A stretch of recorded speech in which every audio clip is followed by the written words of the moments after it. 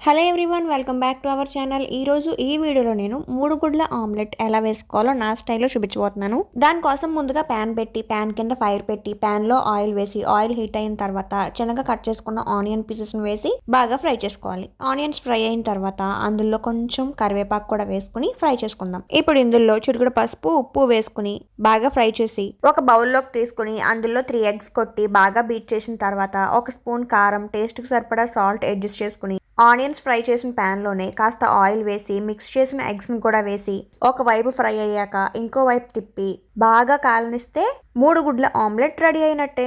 మీలో ఎంతమందికి ఆమ్లెట్ అంటే ఇష్టం కామెంట్ చేయండి. ఇంట్లో కర్రీ నచ్చకపోయినా సాంబార్, రసం, పప్పుచారులో కాంబినేషన్ కావాలన్నా ఫ్రిడ్జ్ లో ఉన్న గుడ్డే మనకు ఆప్షన్. కావాల్సిన గుడ్లు తీసి పగలగొట్టి చిటికలో ఆమ్లెట్ వేసేస్తాం. మీరేమంటారు? ఈ రోజు నేను వేడివేడిగా సాంబార్ చేశాను. వేడివేడి అన్నంలో సాంబార్ వేసుకుని ఆమ్లెట్ పెట్టుకుని తింటే అబ్బబ్బబ్బబ్బా అనాల్సిందే ఎవరైనా. ఈ కాంబినేషన్ కనుక మీకు ఇష్టమైతే వీడియో లైక్ చేయండి, అలాగే ఛానల్ సబ్స్క్రైబ్ చేసుకోండి.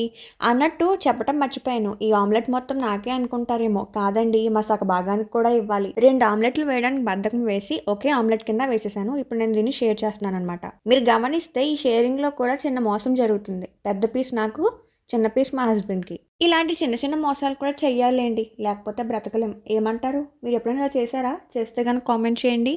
ఓకే అండి, మేము తినేయాలి ఇంకా. ఉంటాను. Bye bye. Thanks for watching.